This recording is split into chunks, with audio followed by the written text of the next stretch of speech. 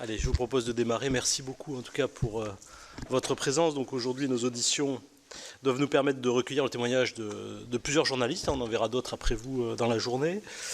Des journalistes ayant travaillé donc sur les questions de la délinquance financière qui nous occupent. Et il est vrai que ce soit en matière de fraude fiscale ou de blanchiment, c'est souvent la presse qui soulève les affaires. On l'a vu à partir de documents rendus publics par des lanceurs d'alerte, et vous avez souvent pu mettre à jour des mécanismes internationaux de fraude, et notamment quand ces documents sont très importants, en y travaillant avec un consortium international de journalistes d'investigation.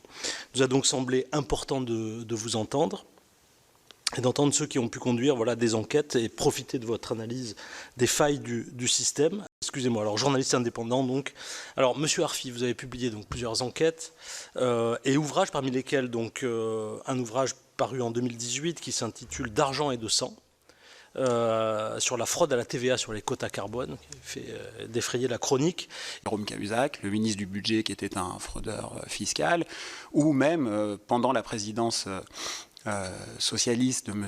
Hollande, le patron du parti présidentiel, Jean-Christophe Cambadélis, patron, quand il est désigné à la tête du parti socialiste, est déjà condamné 2 fois, définitivement pour des atteintes à la probité. On n'a pas pu en trouver un autre. On a mis quelqu'un qui avait été condamné déjà 2 fois. Bien sûr, pas de difficulté à parler pour les affaires qui concernent la France insoumise, et je reviendrai peut-être sur les réactions que ça a pu provoquer du monde politique, ou celles du Rassemblement national, et j'y reviendrai. La délinquance financière, la corruption, par définition, c'est la rencontre du pouvoir et de l'argent. Ça concerne assez peu les nécessiteux. Et je vous dis ça parce que dans ce type de dossier, ce que moi je constate, avant peut-être de parler de choses plus pratiques, mais il me paraît très important de vous parler du contexte dans lequel tout ça se passe. Ce que je vois, d'où je suis, c'est que les mises en cause, par définition, sont des gens puissants. Ils ont des réseaux médiatiques, des réseaux financiers, des réseaux politiques. Et pourquoi je dis ça ?